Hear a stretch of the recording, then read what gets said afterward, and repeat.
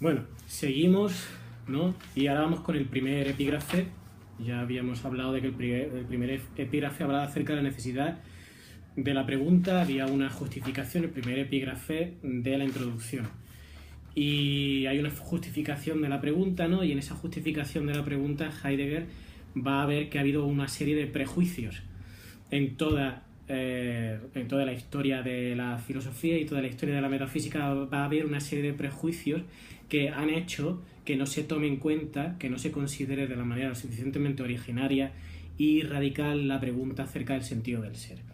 Vamos a ver qué prejuicios son esos, ¿no? En primer lugar, el primer prejuicio es que el concepto del ser es el más universal y vacío. De hecho, esta idea va a ser la base de los otros dos prejuicios, pero esta es la idea principal, ¿no? Que el concepto de ser es el más universal y vacío, ¿no? ¿Por qué? Porque está implícito, está implicado en todo lo que nuestra inteligencia aprende, ¿no? De alguna manera podemos decir que el concepto de ser es de una máxima intención, ¿no? De un máximo sentido, de una máxima intención, es lo más evidente porque está en todo, pero es de una mínima extensión. No hay extensión en el concepto de ser.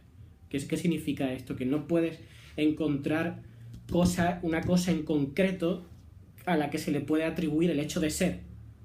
Una cosa en concreto, no. El ser está en todas las cosas, no en una cosa en concreto ni en una en un conjunto de cosas, ¿de acuerdo? Por eso su extensión es mínima, no hay una extensión del concepto de ser en concreto, ¿no?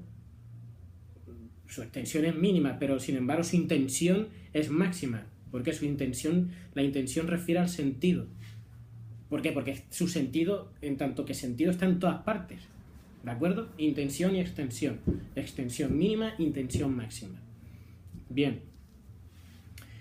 Esto, ¿no? El concepto del ser es el más universal y vacío, es una idea que para Heidegger es genial, es una idea maravillosa de Aristóteles, ¿no?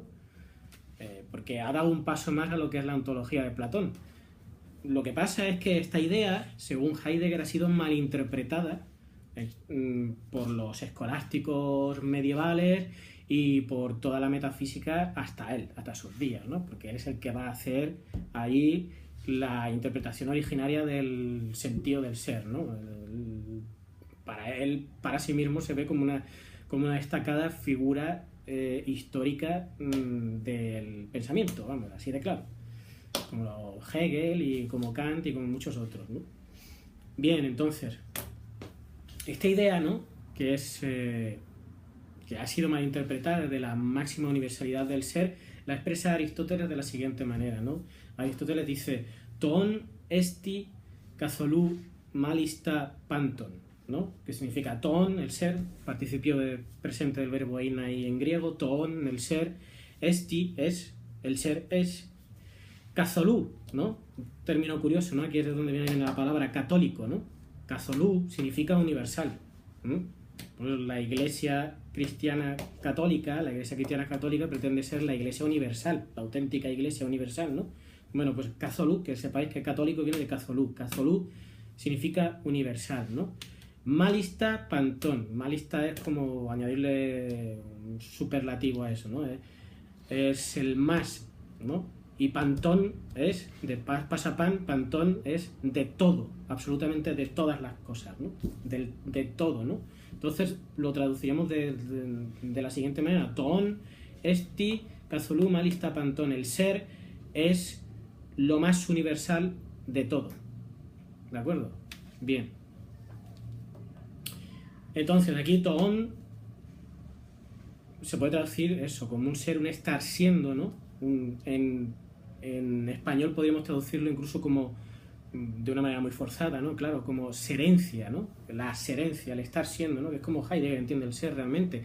Heidegger entiende el ser eso como un verbo, ¿no? Como un participio, es un participio de presente, ¿de acuerdo? Pero no deja de ser una forma, un modo verbal, ¿no? El del participio, ¿no? Es un verbo, es un estar siendo, algo que no puede ser atrapado, algo que no puede ser conceptuado en contenidos, porque si no se escapa, ¿no? Por eso ahí está traduciendo esta frase de Aristóteles, la está traduciendo de esta manera, ¿no? Estar siendo, ¿no? Serencia, ¿no? Ese es el ser, ¿no?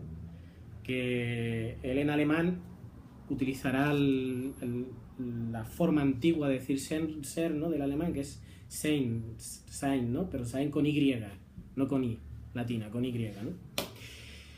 Bien, entonces, es una mala interpretación de la idea de Aristóteles, como hemos visto antes, ¿no? El pretender que por el hecho de que sea universal, por el hecho de que esté en todas partes, lo sea lo más universal, que tenga una intención máxima, ¿no?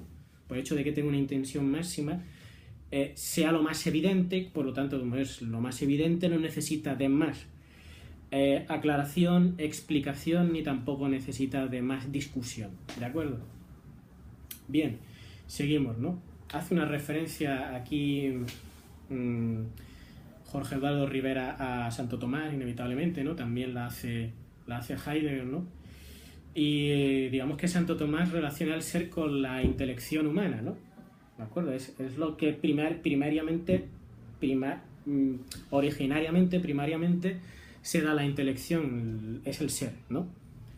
Esto recuerda mucho a Zubiri, ¿no? Si para Zubiri la intelección humana, ¿no? Lo primero que intelige, ¿no?